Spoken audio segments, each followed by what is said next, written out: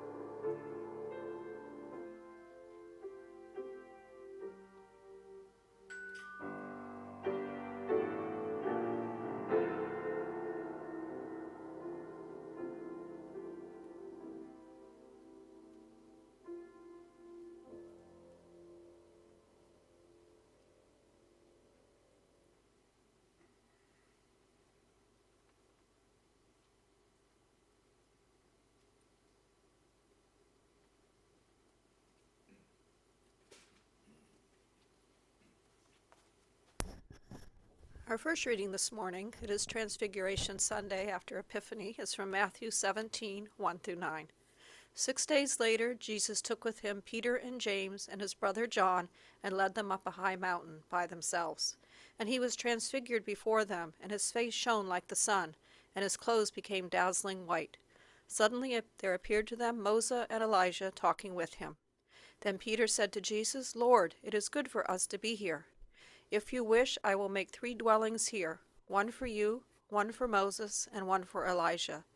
While he was still speaking, suddenly a bright cloud overshadowed them, and from the cloud a voice said, "This is my Son, the Beloved. With him I am well pleased. Listen to him." When the disciples heard this, they fell to the ground and were overcome by fear. But Jesus came and touched them, saying, "Get up and do not be afraid." And when they looked up, they saw no one except Jesus himself alone.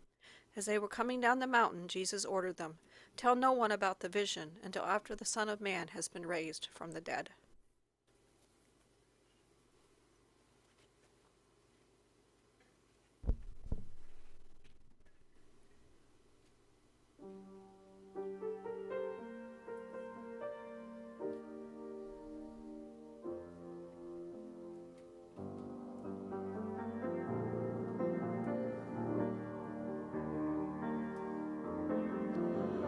Sometimes when this place gets kind of empty,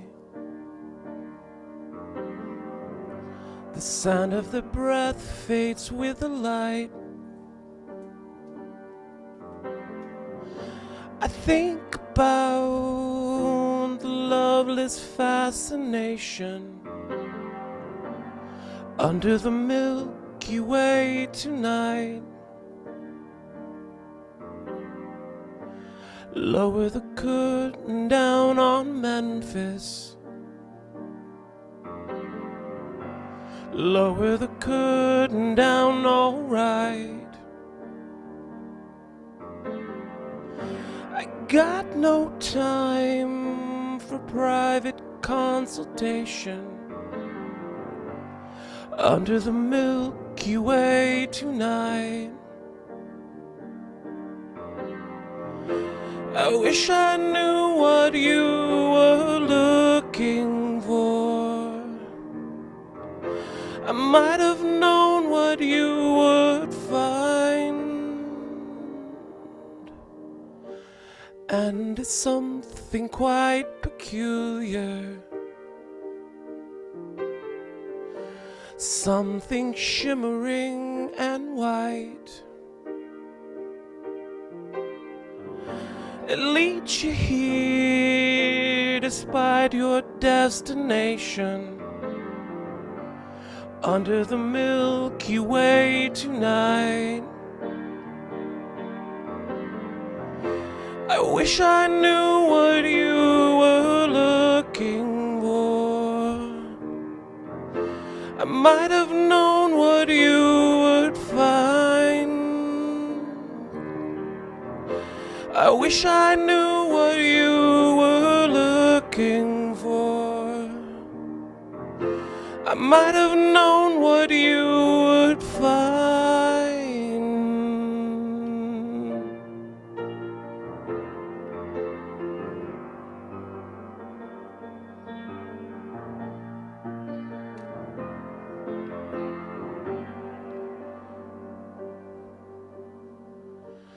And it's something quite peculiar,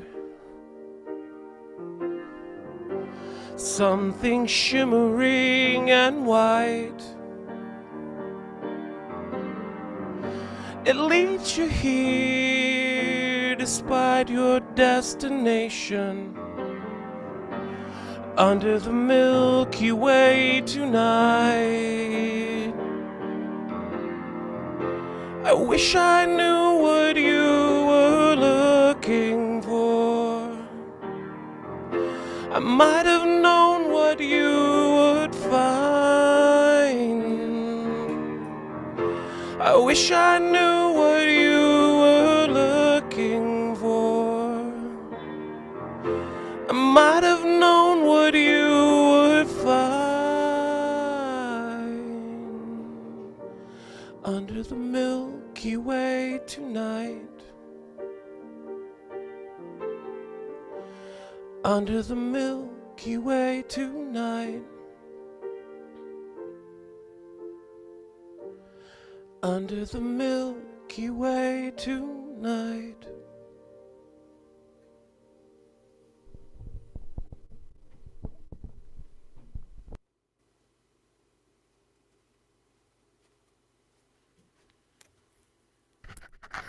And our second reading is from poet Malcolm Guite. For that one moment, in and out of time, on that one mountain where all moments meet, the daily veil that covers us blind, in darkling glass fell dazzled at his feet. There were no angels full of eyes and wings, just living glory full of truth and grace. The love that dances at the heart of things shone out upon us from a human face. And to that light, the light in us leaped up. We felt it quicken somewhere deep within. A sudden blaze of long extinguished hope trembled and tingled through the tender skin. Nor can this blackened sky, this darkened scar, eclipse that glimpse of how things really are.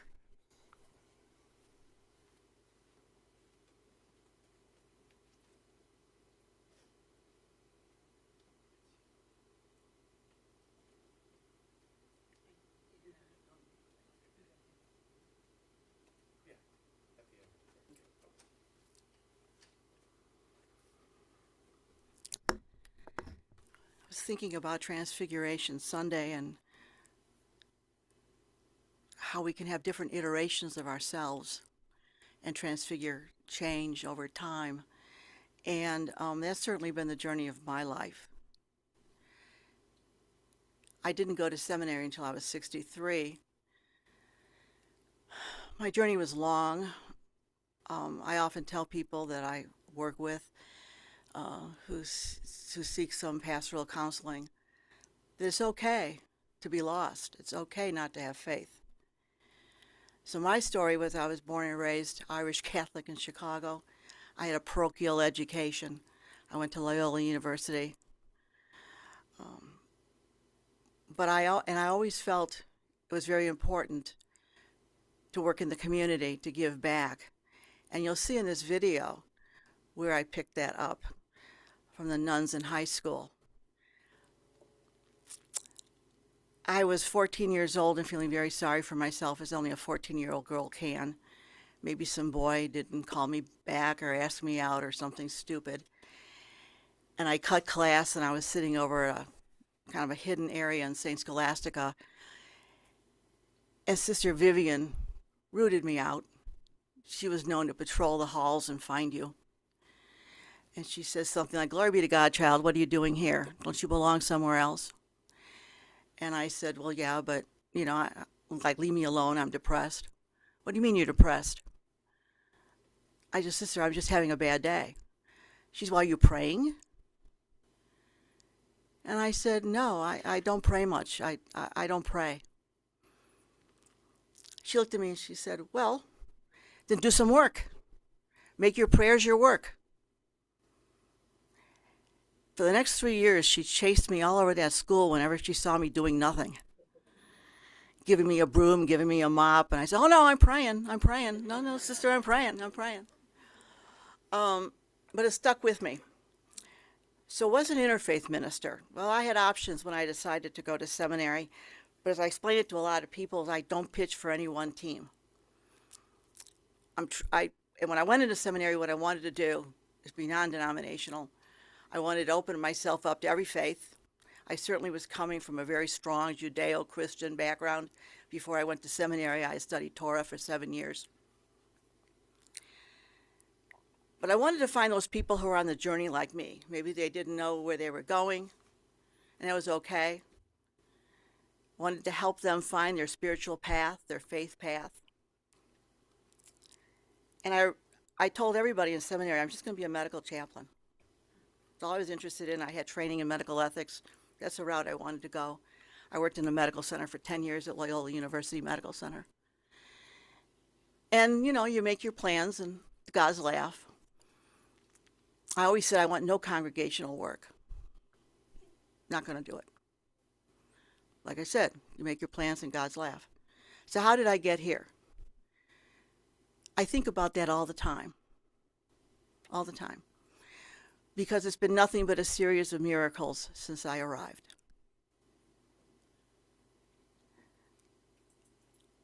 I was ordained a few days before my second husband died. I moved to Maine in 2011. No idea I was going to go to seminary yet. Cemetery, yeah, you go there to die, I guess. Anyway, I was here less than 3 months and found out I had breast cancer. My family wanted me to go back to Chicago, but I have faith I'd stay here. And I met a physician I liked, and it worked out for me. It worked out. I had a very indolent cancer. We saved my breast. I had 36 units of radiation. But when I was going through that, there's nothing like you're looking at your own mortality. And I started thinking, I was getting, older. What am I going to do when I retire? And this idea of ministry came back to me. And there was an interfaith minister at First Parish Church in Kennebunk. It's a Unitarian Universalist church. And he was marvelous, Charlie Grindle. And he told me what he was doing, and I saw the work he had done. He'd actually begun, he was one of the founders of SAGE in Maine, and he had served the homosexual community. He started in San Francisco, where he went through the agony of knowing at least 250 people he knew well who passed away. So he became my mentor.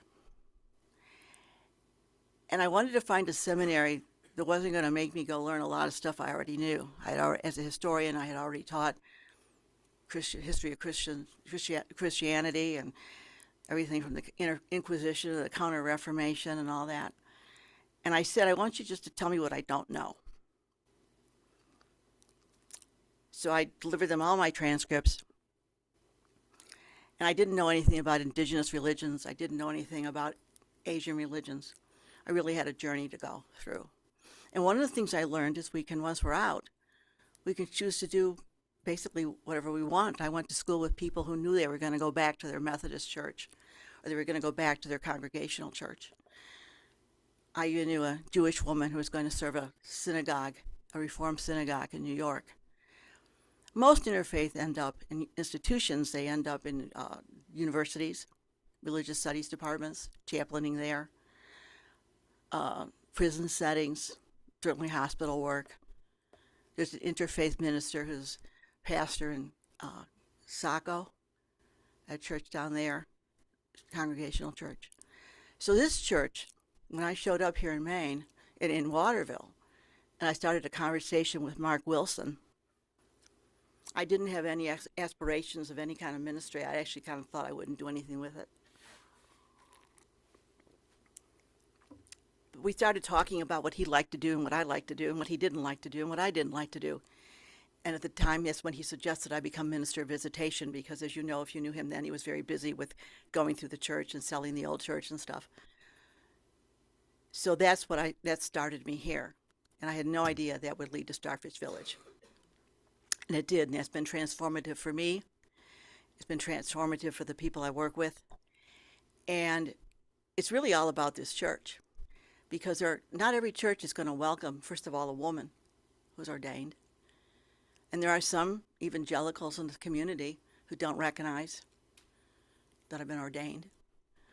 Or Reverend Nancy Finland, who went to Chime, and don't recognize her. But the Congregational United Church of Christ had always been very open, not just open and affirming, but open to people who want to serve. And after I got here, Mark went on sabbatical in 2018 and scheduled some Sundays for me to cover. And I remember thinking, I called him up and I said, "You've got me down for Communion Sunday." He said, "So what?" I said, "Well, don't you have to have a UCC ordained minister?" He said, "No. Anybody who's ordained." And he said, basically, it's the pastor's discretion. And that kind of blew me away because, coming from the Catholic Church was very strict. And so anyway, that began my journey here. What I say to people when they want to discuss religion, and in Starfish Village, I loathe to do that. nothing we do is contingent upon them going to church or telling us they're religious. Very, very strict about that. But sometimes people will say, it's really sad because they're so transactional. They say, oh, I want to go to, thank you for this, we'll help them with rent or whatever it is. Oh, I'll go to church. Where do you have your church? I want to go to your church. And they just feel they have to. And I say, well, if you want to, but you don't have to. And what kind of hurts me is how often people tell me they've received help from other churches, but they had to first meet with the pastor. Or they first had to show up and do some service. And that is absolutely anathema to me. But if someone comes to me and they're trying to find their faith, I'm interested in what journey they should be on, what they think they should be on, introducing them to other faiths. If it's somebody who's telling me he just found out his grandmother was Jewish, I might send him to talk to Rabbi Rachel Isaacs. If it's somebody who's sorrowful that they left their Catholic church, I'll associate him with that person, call somebody I know and locally that's a priest or a nun. But what I say to people who are really lost, they don't know what to do. They can't figure out their life. I say, the only prayer you should have right now is to pray that God puts you where you need to be. Let it go. Don't fight it. And when I was at my very worst, very, very dark time for me after my husband died, I took a drive up to Waterville. Had never been here before. Drove through Colby College, came out on North Avenue, near Messalonsky Stream, and I drove over there. I had my dog with me. I had to let him out. And I was sitting on a bench. And this is not a story I share often, okay? With some people, it sounds manufactured, but if you're people of faith, you might get it. And I really heard a voice. I really did. It's hard to say what a voice is like when you feel it in your soul, when you feel it in your DNA. But I was told to move to Waterville. And it was kind of spooky. I got up, threw the dog in the car, and drove all the way back to Kennebunk. Kind of mull this over. I got online, I started searching Waterville, what's up here? And I had a friend who was a physician up here, and I called him. And he said, oh, it's a great town. Absolutely. So anyway, I found a place online and looking at property. Went to bed. Saw one place I really was leaning toward. And I heard another voice. And this I kind of knew was my husband. He was a lawyer. And he said, you got to get a binder on that house. I woke up. Ran downstairs, made coffee. It's 4:30 in the morning. And I had nothing, by the way. His estate wasn't settled. Didn't know how much money I was going to have. We were going to buy a home in Kennebunk. But after he died, I walked away from that, and I couldn't have afforded it without him. So I'm looking at houses, and I'm thinking, I can't afford this. I mean, even though they were inexpensive by, say, Chicago standards. And I saw my friend was online, and I messaged him. I said, what do you think of this house? And I'm thinking, maybe down the road I'll figure out how to get there. And he said, well, let's get a binder on it. It just gave me chills. And I said, well, Bill, I can't do that. The state's not settled. He said, I'll buy it. You'll buy it. Why would you buy it? I'll buy it for you. I mean, my life has been a story of angels. Angels. And I said, well, I can't let you do that. And he said, why the hell not? He said, I'll let you live there. You pay me rent. If you don't like it, if the town doesn't work out for you, so what? I got a piece of property. I'll either rent it or I'll sell it. He said, I'll give you an option to buy. The next thing I know is he's calling a realtor who said, well, there's a bid coming in today. I think the house is sold. So he didn't know what that price was going to be. And he called me up and he said, I'm on my way to the realtor. I'm going to give him a check. And I'm sitting there saying, well, wait a minute. We haven't even seen this house. whoa, whoa, whoa, whoa, this is really moving fast. And he said, well, you're the one who tells me you're religious. He said, I'm an atheist. I'm just following your lead. So anyway, 11 o'clock, got a phone call. And he said, congratulations, you got a house to live in Waterville. And I had not even seen the inside of that house. And I'm telling you, when you turn your life over to God and say, put me where I need to be, the good Lord, or as Ellen Richmond calls him, Gus, which is the great universal spirit. He's not a Greek guy in a deli. She means Gus, the universal spirit. When you say, put me somewhere, I give up, I'm desperate, I don't know what to do. I'm beside myself. I don't even believe in you. I don't even know why I'm talking to you. Because you have let me down so much. It's so screwed up. I don't know what to do. I swear to God, you're suddenly going in a direction, it's like you're on a toboggan. And just give it over to Spirit, and you will end up where you belong. And it's going to surprise you. It still surprises me. And I still have problems with faith. I still have moments of maybe agnosticism. I've never been a person, I can't say to you, that I'm one of those people who has always had a deep, abiding faith. But I've always kind of believed it was all going to work out. And I also believed, otherwise I probably wouldn't have done it, that yes, sometimes you can be so desperate. You can be in that dark black hole, that deep depression. And I remember after Richard died, walking around a park thinking, and the Peggy Lee song was playing in my head, is that all there is? Is that all there is? First time in my life I ever felt that I had no future. Took me a year, but when I finally said, okay, I give up, I had tried going back to teaching, I did a couple of things, nothing felt right. And I said, okay, I give up. Put me where you want me. And 32 days later, I was in a house in Waterville. The lawyer also said it was the fastest closing he ever went through. He said, I don't know who you know, but first, I don't know if we can close that fast. I said, well, whenever we close, we'll close. And that's what Bill said. He's buying it, it's up to him. And another miracle thing, and this is something else I want to share. I met Bill before my husband came back into my life. He was somebody I knew 40 years ago, and he found me on Facebook. We'd both been divorced. He moved out here from San Diego. But I had already met Bill at a York County Democratic function. Turned out my husband knew him from 45 years ago in the Navy. That was a coincidence. And Bill came to our wedding. And then after he died, actually after I was here, I went out to lunch with him and I said, why are you doing this for me? The first thing he said, well, I'm an atheist, so I'm hedging my bets. But the second thing he said to me is, didn't Richard ever tell you? And I can say this now because they're both passed away. And you don't actually know the man I'm talking about.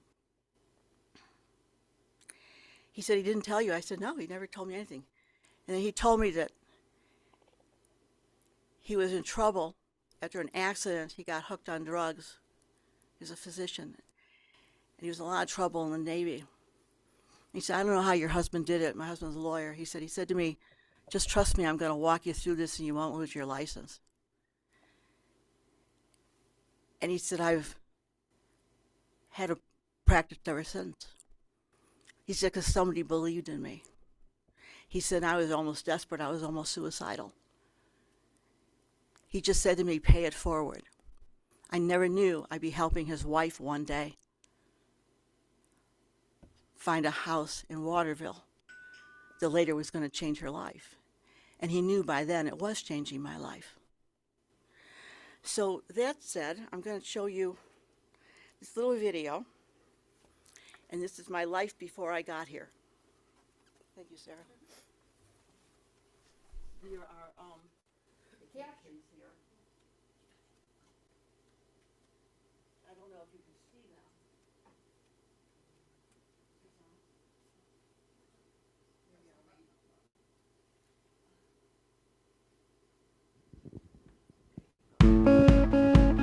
So it began here.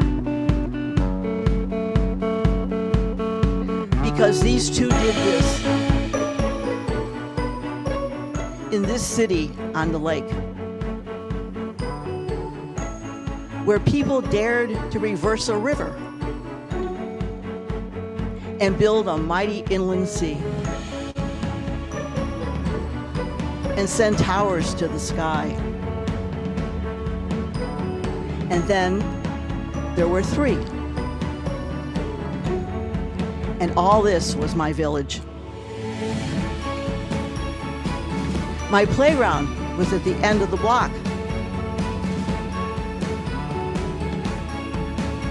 where my sandbox was huge. I had crepes on the beach.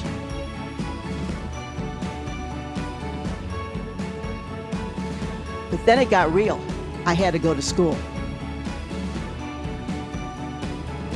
Suddenly, my life wasn't so much fun.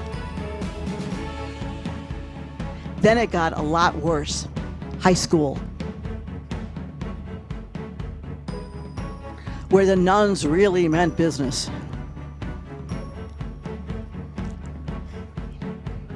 Sister Vivian said, if you can't pray, work. Now she does both at the age of 103. Actually, right now she's 107. Benedictines for Peace. They came up with new ministries. They were working for immigrants way back then.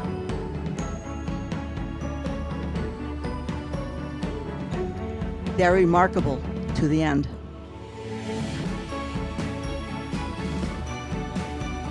And some of these sisters have defied the Vatican and been ordained as priests. Some of them felt they had their own calling. That sister taught me social studies. The Sister Barbara is still a nun. This is Barbara Chittister, very famous nun. And then I met many other great minds. This is Loyola University on the Lakeshore campus. At Loyola University, Chicago, my world was expanded. Faith was reinterpreted and redesigned, and it was okay. I think that was my beginning of the interfaith journey. Inside Madonna della Strada, I prayed there and cried there many times. From the altar looking out, this is what you see. It's Lake Michigan.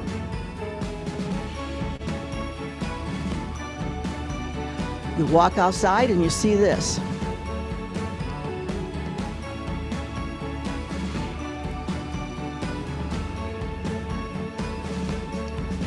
Dean Bartis says, save one starfish at a time.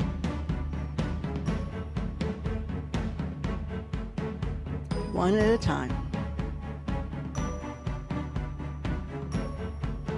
Whether a kitten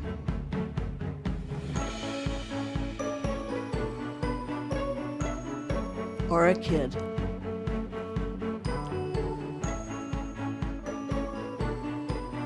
Save one at a time.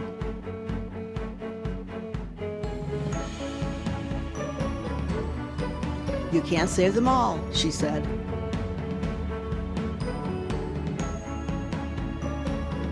But that doesn't mean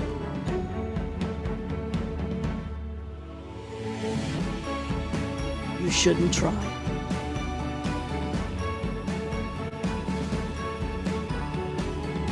I've seen storms you cannot imagine. I've seen lightning strike more than twice.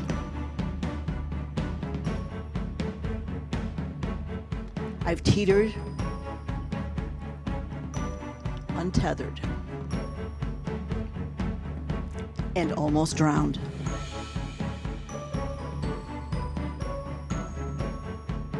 I've missed the bus so many times.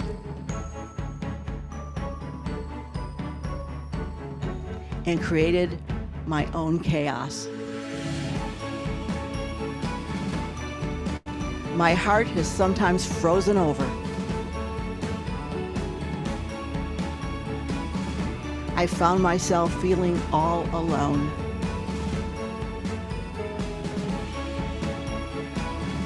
Out in the cold, feeling lost in nowhere land.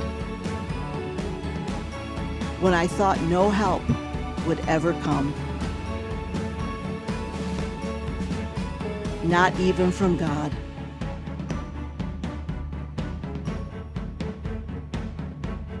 But voices from the past whispered to me.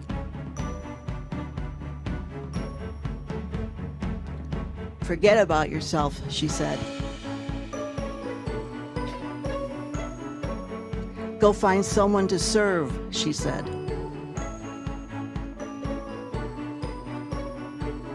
Put on a hard hat and go to work.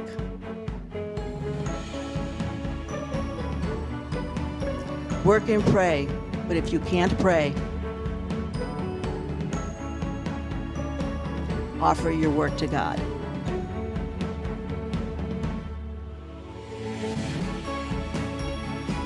If you ask for work, God will give it to you. Your work will be given to you.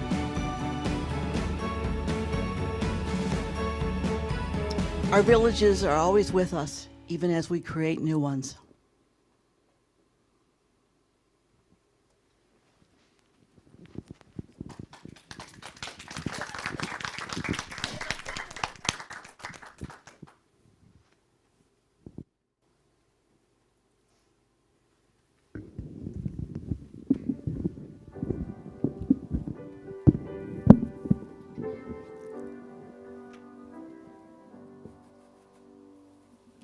Hymn number 547, Amazing Grace.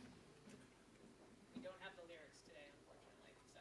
Let's be old school. Let's be old school and grab a black. We're doing it the old-fashioned way. Yeah.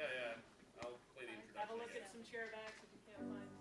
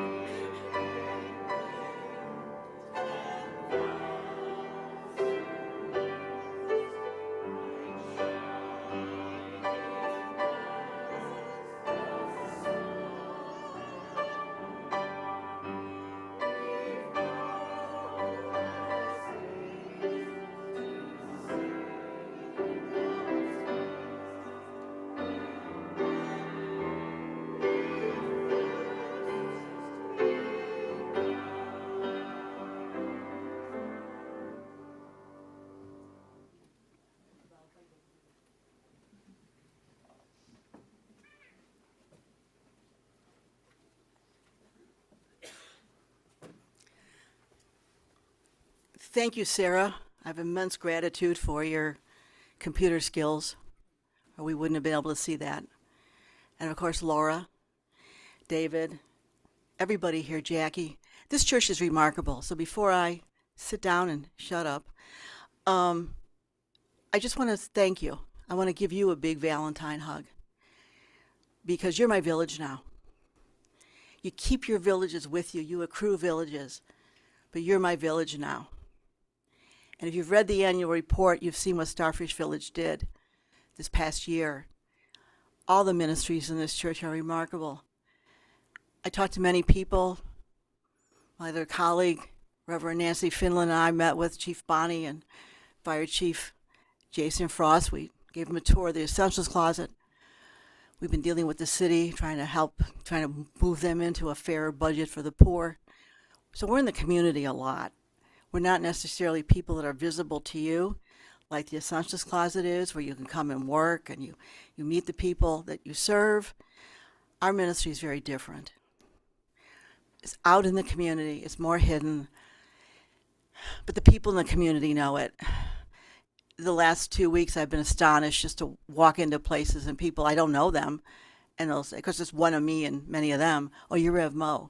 You're with that, one person said to me last week, you're with that remarkable church. Don't you guys have the Essentials Closet? I said, we do.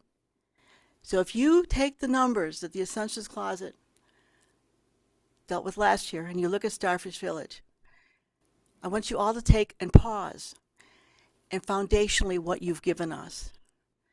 Each of us received $35,000 last year. This year, you're pledged $50,000. It's extraordinary. And I want you to know that I am out there all the time talking about this. Every time, Nancy Sanford can tell you, when our meetings, she attends many PAC meetings, KVCAP meetings, Affordable Housing Task Force meetings. We are always talking up this church because you are remarkable.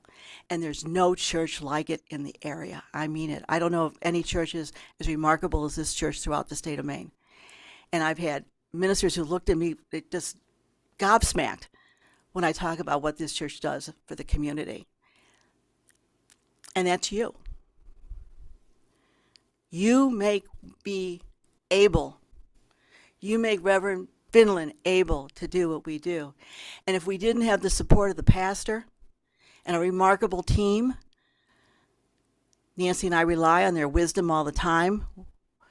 Nancy Sanford, Joan Brown, Jackie Kulik, Sally Melcher McKigney, Ellen Richmond, who's not a member of the church, and Lisa Bean. These people are extraordinary too. And they can tell you, though I don't want them to go in too much detail, how much I might break down. Or Nancy Finland said, I've had enough, because the work we do is tough. But without this team, and without your prayers and your commitment to this ministry, we wouldn't be able to do what we do. So we put $131,255 into the Waterville community last year. We prevented 17 active evictions that were already in court. We served a number of households that totaled 197 children. We are the only program in Kennebec and Somerset County that helps people get their cars working. We helped 3 people who needed a car to go to their jobs. We helped them purchase cars. We've done some amazing heavy lifting. And that's all of you. And I thank you from the bottom of my heart. And you're always in my prayers. Thank you.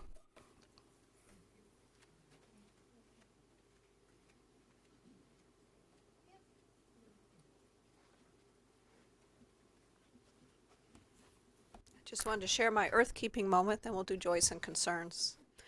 Unchecked climate change and biodiversity loss are projected to lead to what many scientists are calling the 6th extinction, but we're increasingly realizing that wildlife is part of the solution to climate change. In Africa, forest elephants, the smallest of the world's 3 elephant species, help forests sequester nearly 2,500 tons of carbon during their lifetime, thanks to the way they forage. One study found that forests in the Congo Basin that are home to elephants store 7% more carbon than forests that lack these gardeners of the Congo. In the oceans, kelp forests tended by sea otters can sequester up to 12 times more carbon than forests not tended by them. That's because sea otters love to eat sea urchins, who can chow down on entire strands of kelp if left unchecked. The whales are like the giant redwoods of the ocean. Over their lifetimes, they sequester atmospheric carbon in their bodies, which falls to the seafloor when they die. In addition, by feeding deep in the ocean and expelling waste near the surface, whales stimulate phytoplankton growth, which takes up even more carbon. And in Antarctica, penguins help keep things cool. The ammonia particles in their guano aid in the formation of low clouds, which reflect some sunlight back into the space. These are just a few examples showing how healthy wildlife helps regulate carbon and climate.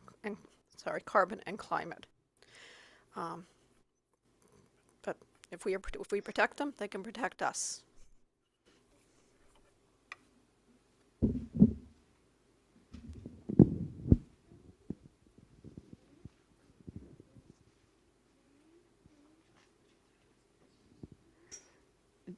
Joys and concerns. I'm doing a meal train for Ian and Gina this coming week, week to 10 days. I've got several people already signed up, but if you want to participate, just see me during coffee hour, which is taking place today also, and I'll sign you up for a night. Thank you.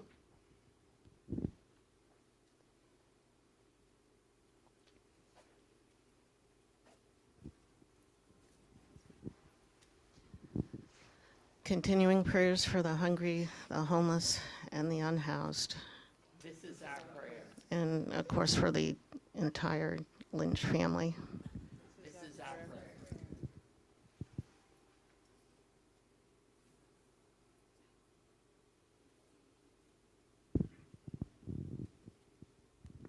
prayer. I'd like to offer joy. My mom went in for a CT scan to check how things are going, to make sure, having finished her Keytruda infusions, that everything looks okay cancer-wise, and she is cancer-free.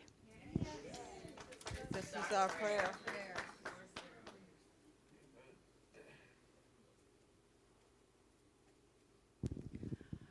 I offer up prayers of concern and love for Marie Paliotto, who is fighting cancer. She's in chemo now, but she's optimistic, and we're praying for a good outcome. This is our prayer.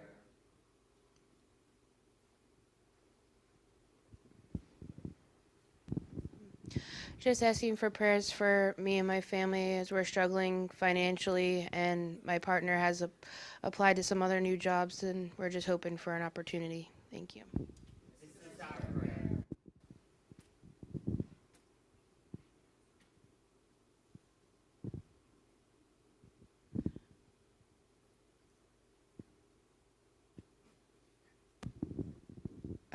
Prayers for the immigrants coming in. May they be safe. So. This is our prayer. And of course, this week we'll be keeping Gina and Ian in our prayers, their whole family. This is our prayer.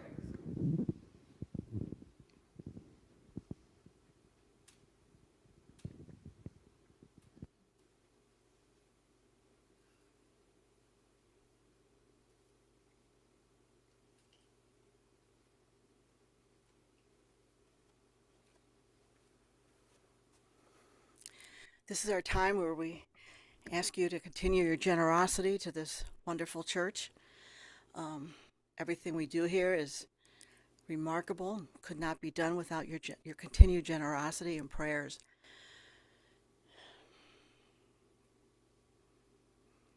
So one of the things that they don't really teach in seminary, but they should, is when to call it quits. When to say, okay, we've worked in this sacred space, we've done sacred things, and now we can go forward and spread the love. So with that, I'm going to read a benediction. Go out into the world in peace. Have courage. Hold on to what is good. Return no one evil for their evil. Strengthen the faint-hearted. Support the weak. Help the suffering. Honor all persons. Honor all creation. Love and serve the Lord, rejoicing in the power of the Holy Spirit. Go in peace, and maybe you have a blessed week and be safe. God bless you.